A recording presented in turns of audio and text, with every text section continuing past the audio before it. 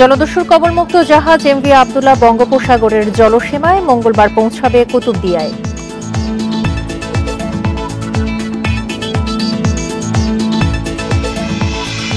প্রধানমন্ত্রীর নির্দেশে অসুস্থ রেলকে সুস্থ করার চেষ্টা চলছে বললেন রেলমন্ত্রী। 10 জুন থেকে ম্যাঙ্গো ট্রেন।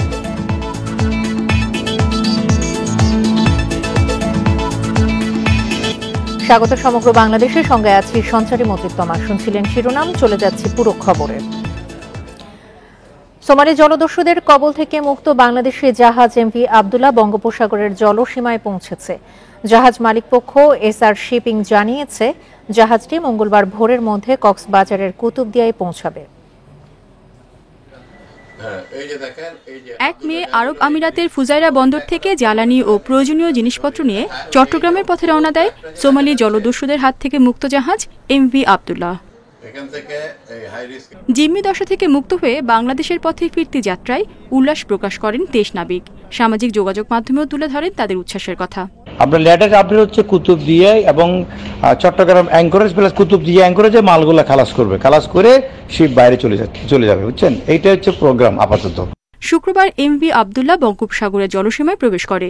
জাহাজের অবস্থান নির্ণয়কারী সংস্থা মেরিন ট্রাফিকে দেখা যায় 10.5 নটিক্যাল মাইল গতিতে চলমান জাহাজটি মঙ্গলবার সকালের মধ্যে কক্সবাজারের কুতুবদিয়ায় পৌঁছাবে। সেখান থেকে আরেকটি জাহাজে করে নাবিকদের চট্টগ্রামে আনা হবে বলে জানিয়েছে মালিকপক্ষ। 13 তারিখে মিডনাইট অথবা 14 তারিখ সকাল, ইট ডিপেন্ডস। যদি নাকি লাইটার থাকে তাহলে কিছুটা ডিসচার্জ করে তারপরে জাহাজ হালকা করে আনতে হয়। মোজাম্বিক থেকে কয়লা নিয়ে সংযুক্ত আরব আমিরাতে যাওয়ার পথে গত 12 মার্চ ভারত মহাসাগরে সোমালিয়ান জলদস্যুর কবলে পড়ে এমভি আব্দুল্লাহ। প্রায় 1 মাস পর জিম্মি দশা থেকে মুক্ত হয় জাহাজটি। Independent news. হজযাত্রীদের ভিসা ইস্যুর মেয়াদ শেষ হচ্ছে আজ, তবে এখনও ভিসা পাননি 20,000-এর বেশি হজযাত্রী। এর মধ্যে ভিসার ইস্যুর সময় বাড়ানোর জন্য আবারও আবেদন করেছে ধর্ম মন্ত্রণালয়। তবে সৌদি আরব ভিসার সময় বাড়াবে কিনা সেই সিদ্ধান্ত জানা যায়নি। হজ অফিস জানিয়েছে, দুপুর পর্যন্ত অন্তত 65,000 হজযাত্রী ভিসা পেয়েছেন। এবছর এজেন্সিগুলো সময় মতো বাড়ি ভাড়া করতে না পারায় ভিসা জটিলতা দেখা দিয়েছে। গাফিলতি পেলে এজেন্সির বিরুদ্ধে কঠোর ব্যবস্থা নেওয়ার হুঁশিয়ারি দেওয়া হয়েছে। এখন পর্যন্ত 7,934 জন হজযাত্রী সৌদি আরব পৌঁছেছেন। এবছর বাংলাদেশ থেকে 85,115 জন সৌদি আরবে হজ করতে যাবেন। আমরা চেষ্টা করছি যাতে আজকের মধ্যেই সব ভিসা সম্পন্ন করা যায়। দিনের যেহেতু এখন আরো অনেক অংশ বাকি আছে, দিন এবং রাত মিলে, তো আজকের দিন বলতে আমরা সৌদি আরবের সময় রাত 12টা পর্যন্ত বুঝি। তো ইনশাল্লাহ এর মধ্যে যাতে সব ভিসা হয়ে যায় এই লক্ষ্যে আমরা কাজ করছি। আশা করি সমস্যা হবে না। আমাদের কিন্তু বেশিরভাগ এজেন্সি 259টার বেশিরভাগ বলতে আমি 90%-এর বেশি এজেন্সি তারা কিন্তু already they have completed their process. যে 10% বা 5% যারা বাকি আছে তাদের ব্যবসায়িক মোটিভটা আমাদের কাছে বেশি মনে হয়েছে। এই ব্যবসায়িক মোটিভ থেকে শেখ হাসিনার সরকারকে বিশ্ব নেতারা প্রশংসা করলেও একটি পক্ষ পরিকল্পিতভাবে সরকারের বিরুদ্ধে নানা বিষোদ্গার করে বেড়াচ্ছে বলে মন্তব্য করেছেন পররাষ্ট্রমন্ত্রী ডক্টর হাসান মাহমুদ। দুপুরে চট্টগ্রামের আন্দরকিল্লায় রেড ক্রিসেন্ট সোসাইটির ব্যবস্থাপনা পরিষদের সংবর্ধনা অনুষ্ঠানে এই কথা বলেন তিনি। বিশ্বব্যাপী পণ্যমূল্য বেড়েছে, একই সঙ্গে ইউরোপে পণ্য ঘাটতি দেখা দিয়েছে। বাংলাদেশে পণ্যমূল্য বাড়লেও খাদ্য ঘাটতি নেই বলেও উল্লেখ করেন তিনি। এ সময় রেড ক্রিসেন্টের প্রশংসা করে তিনি বলেন, মুক্তিযুদ্ধের পর যুদ্ধবিধ্বস্ত বাংলাদেশের পুনর্গঠনে রেড ক্রিসেন্ট সোসাইটির ভূমিকা অনস্বীকার্য। সংবর্ধনা অনুষ্ঠানে রেড ক্রিসেন্ট সোসাইটির কেন্দ্রীয় ও আঞ্চলিক নেতৃবৃন্দ উপস্থিত ছিলেন।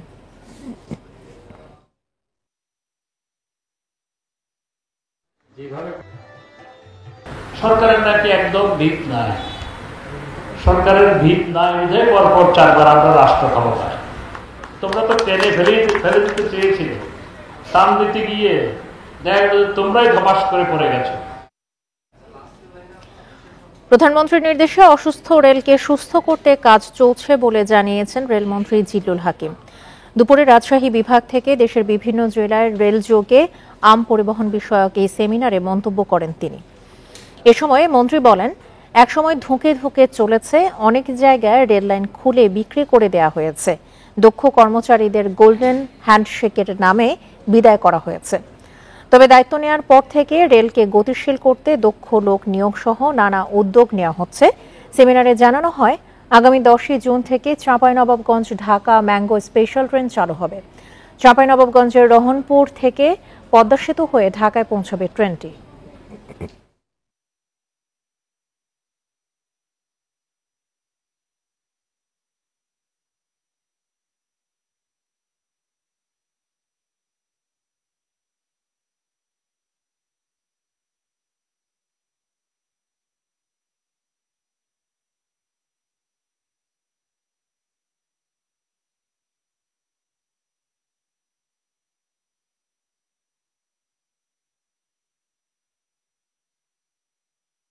আমরা এখন অসুস্থ ধরে নেন, সুস্থ হওয়ার চেষ্টা করতেছি।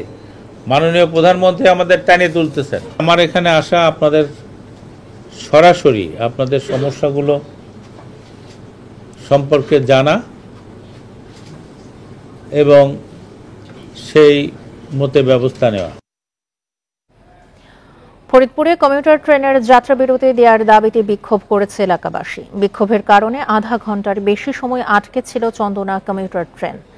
ভোর 5:30টার দিকে জেলার সর্বস্তরের জনগণ ব্যানারে ফরিদপুর রেল স্টেশনে জড়ো হন আন্দোলনকারীরা।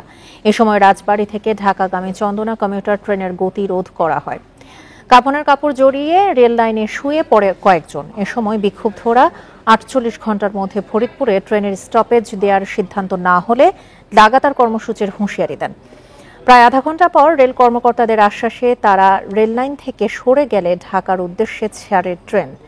এর আগে 5 মে ট্রেন চালুর দিনও একই দাবিতে মানববন্ধন কর্মসূচি পালন করা হয়।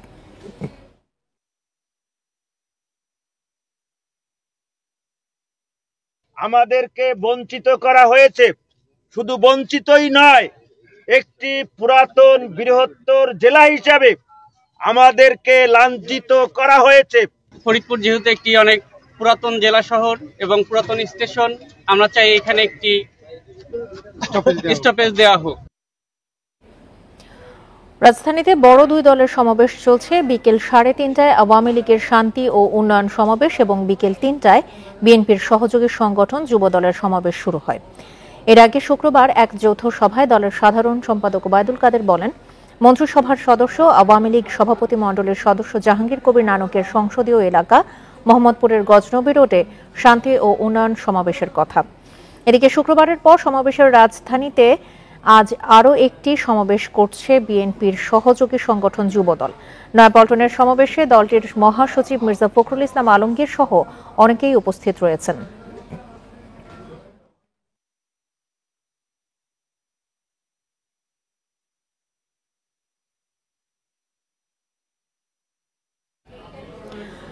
রাজধানীতে বড় দুই দলের সমাবেশ নিয়ে আরও জানাতে যোগ দিচ্ছেন আমাদের সহকর্মীরা। শুরুতেই যাচ্ছে মোহাম্মদপুরের গজনবী রোডে আওয়ামী লীগের শান্তি ও উন্নয়ন সমাবেশ নিয়ে জানাবেন আমাদের সহকর্মী ইজাজুর রহমান। ইজাজ, আওয়ামী লীগের শান্তি ও উন্নয়ন সমাবেশে কেন্দ্রীয় নেতাদের মধ্যে কারা কারা উপস্থিত রয়েছেন, সেখানকার সবশেষ পরিস্থিতি জানাবেন।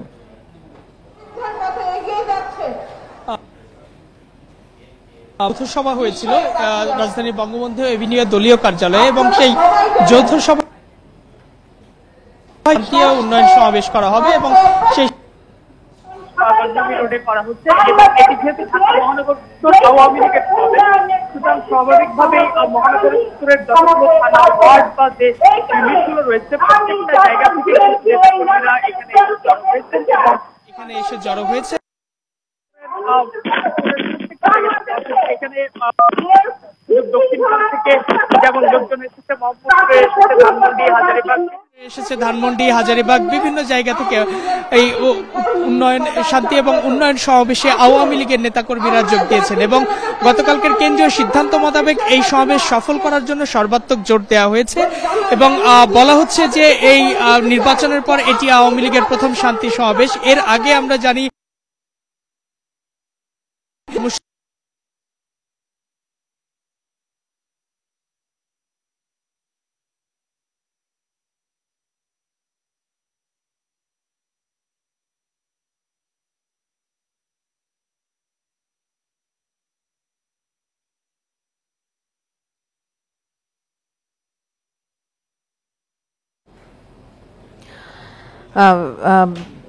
আওয়ামী লীগের সমাবেশ নিয়ে জানাচ্ছিলেন আমাদের সহকর্মী ইজাজুর রহমান।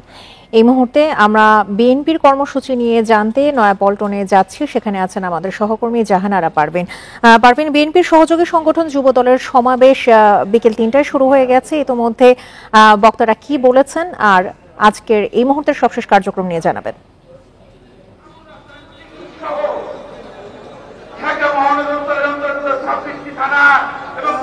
আজকের সমাবেশ যুব দলের এবং দলের চেয়ারপারসনের চিকিৎসা এবং নিঃশর্ত মুক্তির দাবিতে এই সমাবেশ এখানে চলছে। গতকাল স্থায়ী কমিটির সদস্য রহস্যচন্দ্র রায় ছিলেন প্রধান অতিথি। আজকে এখানে প্রধান অতিথি হিসেবে থাকবেন বিএনপি মহাসচিব মির্জা ফখরুল ইসলাম আলমগীর। সমাবেশ এখনো মহাসচিব মঞ্চে আসেননি, কিছু নেতা এখানে আছেন, যদিও কেন্দ্রীয় নেতাদের মধ্যে খুব স্থায়ী কমিটির সদস্য কেউ এখনো নেই। আনুষ্ঠানিকভাবে ৩টার দিকে শুরু হয়েছে। আমি একটু বলতে চাই যে যুবদলের সমাবেশ আজকে এখানে হচ্ছে, গতকাল হয়েছে মহানগর দক্ষিণের সমাবেশ। বিএনপি দীর্ঘদিন ধরে রাজনৈতিকভাবে নিষ্ক্রিয় ছিল। আমরা যদি 28 অক্টোবরের মহাসমাবেশের কথা বলি, সেদিন সমাবেশ পণ্ড হয়ে গিয়েছিল সহিংসতার কারণে। তারপর দীর্ঘ সময় ধরে আমরা পল্টনে সমাবেশ করতে দেখিনি। গত মাসে একটা ছোট সমাবেশ এখানে হয়েছে এবং এরপর এই গতকাল এবং আজকে আমরা বলতে পারি যে রাজনৈতিকভাবে বিএনপি আবারও রাজপথের কর্মসূচি, বিশেষ করে এই রাজপথের যে সমাবেশ সেই দিকে যাচ্ছে। এবং আমরা আরেকটি ব্যাপার দেখছি, বিএনপি মহাসচিব আগামীকাল গুলশান অফিসে একটি ব্রিফিং করবেন। সবশেষ তিনি প্রেস ব্রিফিং করেছেন 27 নয়াপল্টন থেকে জানাচ্ছিলেন আমাদের সহকর্মী জাহানারা পারভীন। কিছু বিচ্ছিন্ন ঘটনা ছাড়া প্রথম ধাপে উপজেলা নির্বাচন সুষ্ঠুভাবে সম্পন্ন হয়েছে, এতে নির্বাচন কমিশন সন্তুষ্ট বলে জানিয়েছেন নির্বাচন কমিশনার রাশেদা সুলতানা। দুপুরে খুলনার ফুলতলা উপজেলা নির্বাচনের প্রিজাইডিং কর্মকর্তাদের সাথে মত বিনিময় শেষে সাংবাদিকদের এ কথা বলেন তিনি। প্রথম ধাপের চেয়ে পরবর্তী ধাপের নির্বাচনে ভোটার উপস্থিতি বাড়াতে কাজ করার কথাও জানান তিনি। বলেন, প্রার্থীদের দায়িত্ব ভোটারদের ভোট কেন্দ্রে নিয়ে আসা, আর নির্বাচন কমিশনের দায়িত্ব ভোটারদের নিরাপত্তা নিশ্চিত ও নির্বিঘ্নে ভোটদানের পরিবেশ সৃষ্টি করা বলেও উল্লেখ করেন রাশেদা সুলতানা।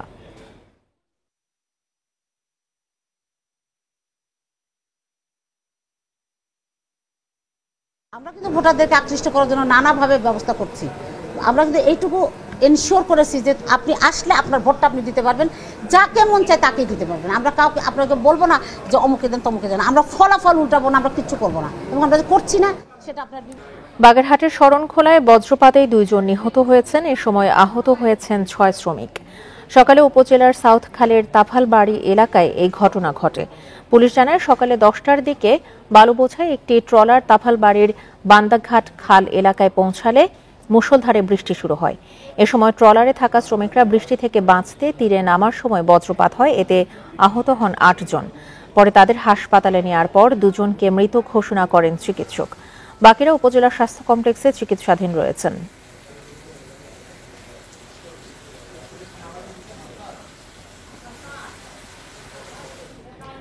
নড়াইলের লোহাগড়ায় সাবেক ইউপি চেয়ারম্যান মোস্তফা কামালকে গুলি করে হত্যার ঘটনায় 2 জনকে আটক করেছে পুলিশ। তবে এই ঘটনায় এখনো মামলা হয়নি। পুলিশ জানায়, শুক্রবার রাতে মোস্তফা কামালকে গুলি করার ঘটনায় তার সমর্থকরা সাবেক ইউপি সদস্য আকরাম হোসেনের সমর্থকদের মারধর করে। এতে ফয়সাল ও পলাশ নামের 2 জন খুলনা মেডিকেলে চিকিৎসাধীন। হত্যাকাণ্ডের সাথে জড়িত সন্দেহে তাদের 2 জনকে আটক দেখানোর কথা জানিয়েছে পুলিশ।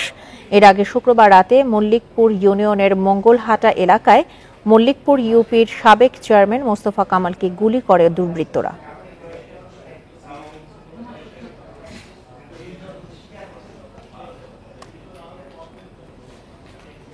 এগারো বছরেও শেষ হয়নি খুলনা শিপইয়ার্ড সড়ক প্রশস্তকরণের প্রকল্পের কাজ। দীর্ঘ এই সময়ে মাত্র 65% হলেও বাকি কাজ সময় মতো শেষ হওয়া নিয়েও আছে সংশয়। এছাড়া 98 কোটি টাকার প্রকল্প বেড়ে হয়েছে 259 কোটি টাকা পর্যন্ত, যাকে জনগণের অর্থের অপচয় বলছেন নাগরিক সমাজের প্রতিনিধিরা। খুলনা শিপইয়ার্ড সড়ক 4 লেনে উন্নীতকরণ প্রকল্প অনুমোদন পায় 2013 সালের 7 মে। কাজ শেষের মেয়াদ ছিল 2015 সালের জুন পর্যন্ত। কয়েক দফায় সময় বাড়িয়ে এখনও তা শেষ হয়নি। ধীর গতি ও তদারকির অভাবে দীর্ঘদিন ধরেই দুর্ভোগ সইছে পথচারীরা। একটু করেই রাস্তার তো কাজ হয় না। এই যে গাড়ির রাস্তার জন্য মনে করেন ডেলি 2-4 বার ভাঙবে। রাস্তা আসলে খুব দুর্ভোগ মানুষের জন্য, কোথায় গাড়ি টাড়ি নিয়ে অসুবিধা যাওয়ার জন্য খুব কষ্ট হয়। রাস্তা দীর্ঘদিন ধরে খারাপ, কোনো রাস্তাঘাট ঠিক করতেছে না, আমাকে ব্যবসা বাণিজ্য টোটালি সব বন্ধ। প্রকল্পের মেয়াদ যতবার বেড়েছে তার সাথে বেড়েছে খরচও। এতে জনগণের অর্থের অপচয় হচ্ছে বলছেন বিশিষ্টজনরা।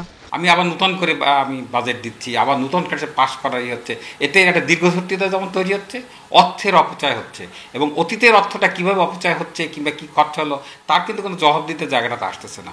করোনা মহামারী ও জমি অধিগ্রহণ জটিলতায় কাজের গতি কমেছে, তবে আগামী জুনের মধ্যেই বাকি 35% কাজ শেষ করার আশা কর্তৃপক্ষের। এটা জুন যে নির্ধারিত টাইম রয়েছে জুন 24-এর মধ্যে এই কাজটা সম্পন্ন করার জন্য আমরা সর্বাত্মক প্রচেষ্টা অব্যাহত রয়েছে আমাদের, এবং আমরা ঠিকাদারকে সেভাবেই প্রেসার দিয়েছি যাতে এটা টাইমলি কাজটা সম্পন্ন করতে পারেন। 3.25 কিলোমিটার দৈর্ঘ্যের সড়কটি নির্মাণে ব্যয় ধরা হয়েছিল 98 কোটি 90 লাখ টাকা। 11 বছরে তা বেড়ে দাঁড়িয়েছে 259 কোটি 21 লাখ টাকায়। Independent news. পরিবেশের জন্য ক্ষতিকর ইউক্যালিপটাস গাছের সংখ্যা দিন দিন বাড়ছে জামালপুরে। পরিবেশ অধিদপ্তর এই গাছ নিষিদ্ধ করলেও তাতে সাড়া নেই তেমন এই জেলায়। ক্ষতির বিষয়ে জেনে বা না জেনে লাভের আশায় অনেকেই লাগাচ্ছেন এই গাছ। তবে বন বিভাগ বলছে এই বিষয়ে জনসচেতনতা বাড়াতে কাজ করছে তারা। ইউক্যালিপটাস গাছের উপকারিতার চেয়ে অপকারিতাই বেশি। তারপরও জামালপুরের সড়ক, কৃষি জমি সহ বাড়ির আঙিনায় এই গাছ লাগিয়েছেন অনেকেই। চারার সহজলভ্যতা, বাড়তি যত্ন ছাড়াই দ্রুত বৃদ্ধি এবং স্বল্প সময়ে বেশি লাভের কারণে এই গাছ রোপণে ঝুঁকছেন বলে দাবি তাদের। অল্প সময়ে এটা দ্রুত বেড়ে ওঠে এবং কি মোটা হলে এটা অনেক টাকা পাওয়া যায়। গাছগুনের তোলে কোনো কিছু লাগালে আর কোনো কিছু হয় না। বেশি পরিমাণে অক্সিজেন এবং পানি শোষণ করে নেয় এই গাছ। এতে মাটি শুষ্ক হওয়ার পাশাপাশি উর্বরতা হারায় ফসলি জমি। স্থানীয় প্রশাসনের মাধ্যমে ব্যাপক প্রচারণা করা দরকার এবং মনিটরিং করা দরকার। কোনো নার্সারিতে যাতে এই চারা উৎপাদন না করা হয় এবং জনগণ যাতে এই গাছ রোপণ থেকে বিরত থাকে। এই গাছ রোপণ বন্ধ করতে জনসচেতনতা বাড়ানোর পাশাপাশি প্রয়োজনীয় ব্যবস্থা নেওয়ার আশ্বাস দিয়েছে বন বিভাগ। আকাশমণির পার্সেন্টেজও বিদেশি গাছ হিসেবে অনেকটা নিরুৎসাহিত করা হচ্ছে এবং সম্প্রতি আমাদের বর্তমানে বাস্তবায়নাধীন সুফল প্রকল্প নামে একটা প্রকল্প চালু আছে, সেখানেও সংশোধিত RDP-তে এটাকে নিরুৎসাহিত করা হয়েছে। বন ও পরিবেশ দপ্তর 2008 সালে আইন করে ইউক্যালিপটাস গাছের চারা উৎপাদন ও বিক্রি নিষিদ্ধ করে। Independent news. প্রতিবন্ধীদের সুশিক্ষায় শিক্ষিত করে গড়ে তুলতে 15 বছর আগে ঠাকুরগাঁও সদরে স্থাপন করা হয় একতা প্রতিবন্ধী উন্নয়ন স্কুল ও পুনর্বাসন কেন্দ্র। 2016 সালে প্রতিষ্ঠানটি স্বীকৃতি পেলেও এখন পর্যন্ত বেতন ভাতা থেকে বঞ্চিত শিক্ষক কর্মচারীরা। এতে প্রতিষ্ঠানটি পরিচালনা দিন দিন কঠিন হয়ে পড়েছে। 2008 সালে ঠাকুরগাঁও সদরের মোলানি চুনিহারি গ্রামে একতা প্রতিবন্ধী উন্নয়ন স্কুল ও পুনর্বাসন কেন্দ্র প্রতিষ্ঠা করেন আমিরুল ইসলাম নামের এক উদ্যোক্তা। 15 প্রতিবন্ধী শিশু নিয়ে যাত্রা শুরু করে বর্তমানে এ প্রতিষ্ঠানের শিক্ষার্থীর সংখ্যা 455 জন। 3 উপজেলার 15টি ইউনিয়নের 7 ধরনের প্রতিবন্ধী শিশু এতে লেখাপড়ার সুযোগ পাচ্ছে। বিদ্যালয়ের তত্ত্বাবধানে 4টি ভাড়া করা অটোরিকশায় শিশুদের বাড়ি থেকে আনা নেওয়া করা হয়। রয়েছে স্বাস্থ্য সেবার সুবিধাও। শিক্ষা প্রতিষ্ঠানটি 2016 সালে স্বীকৃতি পেলেও আজ পর্যন্ত বেতন ভাতা হয়নি শিক্ষক কর্মচারীদের। এ কারণে মানবেতর জীবনযাপন করছেন তারা। আমরা সরকারিভাবে এখনো পর্যন্ত বেতন ভাতা পাচ্ছি না। আমরা 2020 সালে আবেদন করছি। আমরা ওদের ভবিষ্যৎ ভালো করার জন্য কাজ করে যাচ্ছি। যাতায়াত, স্বাস্থ্যসেবা সহ বিদ্যালয়ের নানামুখী খরচ মেটাতে হিমশিম খাচ্ছে কর্তৃপক্ষ। শিশুদের উন্নত সেবা দিতে সরকারের সহযোগিতা চেয়েছেন বিদ্যালয়ের পরিচালক। শুধু ভাতা দিয়ে পরিবর্তন করা যাবে না, এদেরকে স্বাবলম্বী করতে গেলে এদেরকে শিক্ষায় আওতায় নিয়ে আসতে হবে, এদেরকে কারিগরি শিক্ষা দিতে হবে, এদেরকে নানামুখী কার্যক্রম এদেরকে শিক্ষা দিয়ে তাদেরকে জীবনমান উন্নয়ন করতে হবে। বিদ্যালয়টির প্রশংসা করে সহযোগিতার কথা জানিয়েছেন জেলা প্রশাসক। প্রতিবন্ধী ছেলে মেয়েদেরকে নিয়ে তারা কাজ করেন এবং নানান রকমের কাজ এখানে আসলে হয়। এটিকে আমরা খুবই সহায়তা করি এবং মনে করি যে এটিকে উৎসাহ দেওয়া আমাদের দায়িত্ব এবং আমরা সে লক্ষ্যে কাজ আসলে করেও যাচ্ছি। বিভিন্ন প্রতিবন্ধকতার মধ্য দিয়ে বর্তমানে 25 জন শিক্ষক কর্মচারী শিশুদের মাঝে শিক্ষার আলো ছড়াচ্ছেন। Independent news. জলমহাল ইজারা নীতিমালার শর্ত ভেঙে মৌলভীবাজারের হাকালুকি হাওরের বিভিন্ন বিলে সেচ দিয়ে পানি শুকিয়ে মাছ ধরছেন ইজারাদাররা, অথচ প্রশাসন নির্বাক। পানি শুকিয়ে মাছ ধরায় অনেক দেশি মাছ বিলুপ্তির পথে। পরিবেশ কর্মীরা বলছেন, শক্ত পদক্ষেপ না নিলে হুমকির মুখে পড়বে হাওরের জীববৈচিত্র্য। চাতলা বিল হাকালুকি হাওরের 200 বিলের অন্যতম। মৌলভীবাজারের জুড়ি উপজেলার এই বিলে 1 মাস আগে 3 থেকে 4 ফুট পানি থাকলেও বর্তমানে এটি বিরানভূমি। ইজারা নীতিমালা শর্ত ভেঙে সেচ দিয়ে মাছ ধরায় এ অবস্থা। একইভাবে জুড়ি উপজেলার নাগুয়া বিল, কুলাউড়া উপজেলার মেধা বিল ও কাটোয়া বিল এবং বড়লেখা উপজেলার শিয়ালি ঝগড়ি ও কাত্তিজাউরি বিলে সেচ দিয়ে পানি শুকিয়ে চলছে মাছ ধরা। এতে দেশি মাছ বিলুপ্ত হচ্ছে, হুমকিতে জীববৈচিত্র্য। পোনা মাছ থেকে দরিয়া যত ধরনের মাছ আছে সেচ দিলে এলে তো সব মাছ আপনার দরিয়া নিতে পারে। বিষয়টি লিখিতভাবে জানানোর পরও কোনো ব্যবস্থা নেয়নি প্রশাসন। পরিবেশ কর্মীদের অভিযোগ, প্রশাসনের যোগসাজশে বিলে সেচ দিয়ে মাছ ধরছে ইজারাদাররা। প্রশাসনের নাকে ডোগা এগুলা হচ্ছে, এগুলা কিন্তু দেখেও না দেখার বান করতেছে প্রশাসন। এটা আসলে আমাদের জীববৈচিত্র্য রক্ষার জন্য বিরাট একটা হুমকি। যারা ইজারা নিচ্ছে তাদেরকে যে প্রশাসন যেভাবে সেটির দেখভাল করার কথা প্রশাসন সেটি করছে না, প্রশাসনের নাগের ডগায় সেটি করছে। আমরা মনে করি এতে হয়তো প্রশাসনে কোনো ধরনের যুগসুযোগ থাকতে পারে, অথবা প্রশাসন এই শক্তির কাছে মাথা নত করছে। বিল সেচ করে মাছ ধরার কথা স্বীকার করে মৎস্য কর্মকর্তা বলেন, জলমহাল শুকিয়ে মাছ ধরার কোনো নিয়ম নেই। আইনগত ব্যবস্থা নেওয়ার কথা জানিয়েছে উপজেলা প্রশাসন। সেচ দিয়ে মাছ ধরা যাবে না, সেচ বিল শুকিয়ে মাছ ধরা যাবে না। তারপরেও শর্ত লঙ্ঘন হলে তার কাছ থেকে বিল ইজারা বাতিলেরও সুপারিশ সাপেক্ষে ব্যবস্থা নেওয়া হবে। লিজ বাতিল করা যায়, তাদের বিরুদ্ধে মৎস্য আইনে মামলাও করা যায়, কারণ আপনারাও জানেন সেচ দিয়ে মাছ ধরা সম্পূর্ণ নিষেধ। সাজা দেওয়া যায়, লিজ বাতিল করা যায়। আমরা এখনই আইনানুগ ব্যবস্থা নিব। সেচ দিয়ে মাছ ধরা সহ নানা কারণে হাকালুকি হাওরে 107 প্রজাতির মধ্যে 44 প্রজাতির মাছ বিলুপ্ত হয়ে গেছে। Independent news. আর এই ছিল আজকের মতো সমগ্র বাংলাদেশে। ইন্ডিপেন্ডেন্ট টেলিভিশনের সব খবর আরো বিস্তারিত জানতে চোখ রাখুন ফেসবুক, ইউটিউব এবং এক্সে। ধন্যবাদ সবাইকে। আমন্ত্রণ পরের আয়োজন।